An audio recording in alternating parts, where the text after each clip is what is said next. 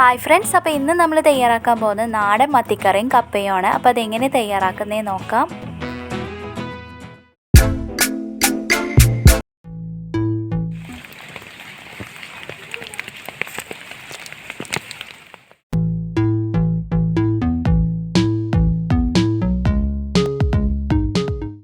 ആദ്യം നമ്മൾ ചെയ്യുന്നത് ഈ കപ്പേനേക്ക് ഒന്ന് വേവിച്ചെടുക്കുകയാണ്. അതിന് വേണ്ടിയിട്ട് ഞാനൊരു പാത്രത്തിൽ വെള്ളം അടുപ്പത്ത് വെച്ചിട്ടുണ്ട്. അതിനുശേഷം നമുക്ക് ഈ കപ്പേൻ്റെ മുകളിലുള്ള തൊലിയൊക്കെ ഒന്ന് കളഞ്ഞതിന് ശേഷം നമുക്ക് ചെറിയ ചെറിയ കഷ്ണങ്ങളായിട്ടൊന്ന് കട്ട് ചെയ്തെടുക്കാം. അപ്പോൾ കപ്പയൊക്കെ ഞാനിവിടെ കട്ട് ചെയ്തെടുത്തിട്ടുണ്ട്. ആ സമയം കൊണ്ട് വെള്ളമൊക്കെ നന്നായി ചൂടായി വന്നിട്ടുണ്ട്. ഇനി ഇതിലേക്ക് നമ്മൾ കട്ട് ചെയ്ത് വെച്ചിരിക്കുന്ന കപ്പ ഇട്ട് കൊടുക്കാം.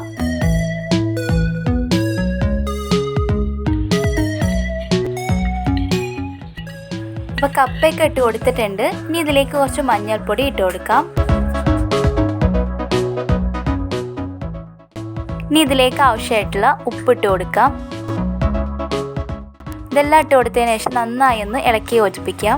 അപ്പോൾ ഇത് നന്നായി ഇളക്കി യോജിപ്പിച്ചിട്ടുണ്ട്. ഇനി ഇതൊന്ന് അടച്ചു വെച്ച് നമുക്ക് വേവിക്കാൻ വേണ്ടി വെക്കാം. അപ്പോൾ കപ്പ വേവുന്ന സമയം കൊണ്ട് നമുക്ക് മത്തിക്കറിക്ക് ആവശ്യമായിട്ടുള്ള ഉള്ളി, ഇഞ്ചി, പച്ചമുളക്, തക്കാളിയൊക്കെ ഞാനിവിടെ എടുത്ത് വെച്ചിട്ടുണ്ട്. ആദ്യം നമുക്ക് ഈ ചെറിയ ഉള്ളിനെ എന്നതുപോലെ ചെറുതായി ഒന്ന് കട്ട് ചെയ്തെടുക്കാം.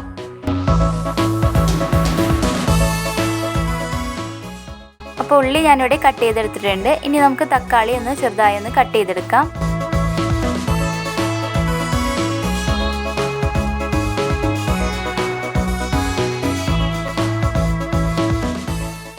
അപ്പോൾ തക്കാളി ചെറുതായി കട്ട് ചെയ്തെടുത്തിട്ടുണ്ട്. ഇനി പച്ചമുളകും അതുപോലെ ഒന്ന് ചെറുതായി കട്ട് ചെയ്തെടുക്കാം.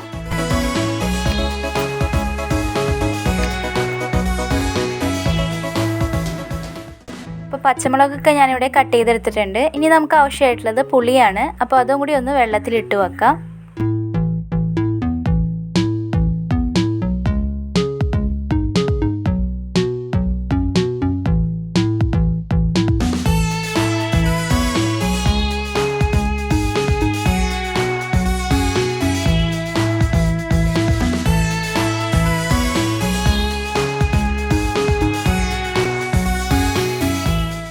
പുളി ഞാനിവിടെ വെള്ളത്തിലിട്ട് വെച്ചിട്ടുണ്ട്. ഇനി നമുക്ക് ആവശ്യമായിട്ടുള്ളത് ഇഞ്ചി, വെളുത്തുള്ളിയാണ്. അപ്പോൾ അതൊന്ന് ചതച്ചെടുക്കാം.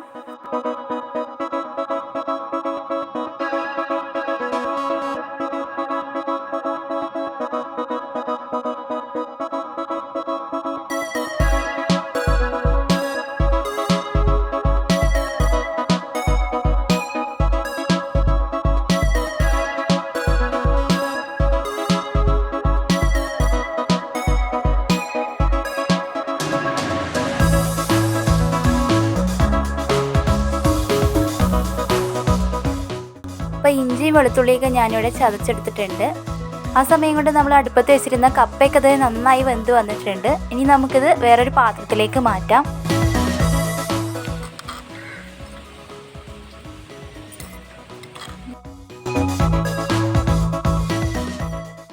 കപ്പ ഇവിടെ റെഡി ആയിട്ടുണ്ട്. ഇനി നമുക്ക് മത്തിക്കറി തയ്യാറാക്കാം.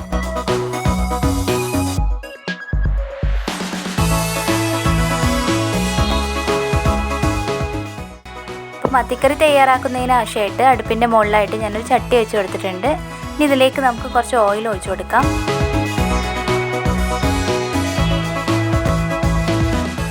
ഇപ്പോൾ ഓയിലൊക്കെ നന്നായി ചൂടായി വന്നിട്ടുണ്ട്. ഇനി ഇതിലേക്ക് കുറച്ച് ഉലുവ ഇട്ട് കൊടുക്കാം.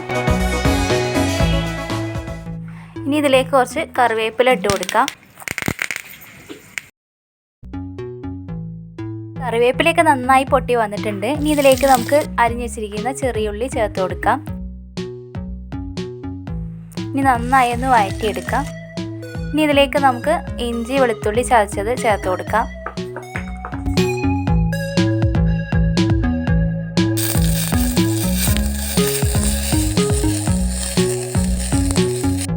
ഇപ്പോൾ ഇഞ്ചിയുടെയും വെളുത്തുള്ളിൻ്റെയൊക്കെ പച്ചമണമൊക്കെ നന്നായി പോയിട്ടുണ്ട്. ഇനി ഇതിലേക്ക് നമുക്ക് തക്കാളി ചേർത്ത് കൊടുക്കാം.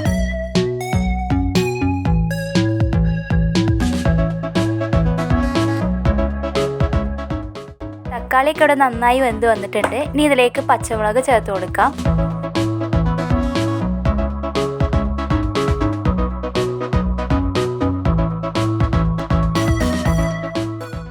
ഇതിലേക്ക് നമുക്ക് കുറച്ച് മുളക് പൊടി ഇട്ട് കൊടുക്കാം. പിന്നെ മഞ്ഞൾപ്പൊടി. ഇതെല്ലാം കൂടി ഇട്ട് കൊടുത്തതിന് ശേഷം നമുക്ക് നന്നായി ഒന്ന് ഇളക്കി യോജിപ്പിക്കാം. അപ്പോൾ മസാലയൊക്കെ ചേർത്തതിന് ശേഷം പച്ചമണം പോകുന്നവരെ നന്നായി വഴറ്റിയെടുത്തിട്ടുണ്ട്. ഇനി ഇതിലേക്ക് നമുക്ക് വെള്ളത്തിലിട്ട് വെച്ചിരിക്കുന്ന പുളീൻ്റെ വെള്ളം ഒഴിച്ചു കൊടുക്കാം. പുളിയൊക്കെ ഒഴിച്ചതിന് ശേഷം നമ്മളെ കറിയൊക്കെ നന്നായി തിളയ്ക്കാൻ തുടങ്ങിയിട്ടുണ്ട്. ഇനി ഇതിലേക്ക് കട്ട് ചെയ്ത് വെച്ചിരിക്കുന്ന മത്തി ചേർത്ത് കൊടുക്കാം.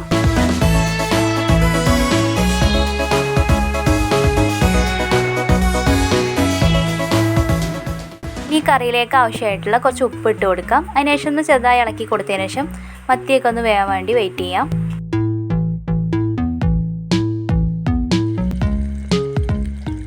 അപ്പോൾ ഇതേ മത്തിയൊക്കെ നന്നായി വെന്ത് വന്നിട്ടുണ്ട്. ഇനി ഇതിലേക്ക് കുറച്ച് പച്ച വെളിച്ചെണ്ണ ഒഴിച്ചു കൊടുക്കാം. ഇനി ഇതൊന്ന് ചെറുതായി തിളച്ചതിന് ശേഷം നമുക്ക് അടുപ്പിൽ നിന്ന് ഇറക്കി വെക്കാം. അപ്പോൾ മഴക്കാലത്തൊക്കെ കട്ടൻ ചായൻ്റെ കൂടെ കഴിക്കാൻ പറ്റുന്ന ഒരു അടിപൊളി ഐറ്റമാണിത്. അപ്പോൾ മത്തിക്കറിയും അതുപോലെ കപ്പയും ഇവിടെ റെഡി ആയിട്ടുണ്ട്. ഇനി നമുക്ക് ഈ കപ്പേനേക്ക് ഒരു പാത്രത്തിലേക്ക് മാറ്റാം.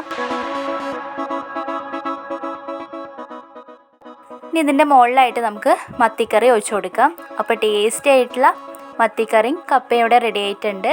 അപ്പോൾ എല്ലാ കൂട്ടുകാർക്കും ഇഷ്ടമായെന്ന് വിചാരിക്കുന്നു. ഇഷ്ടമായ എല്ലാ കൂട്ടുകാരും ഒന്ന് സപ്പോർട്ട് ചെയ്യുക. Thank you all.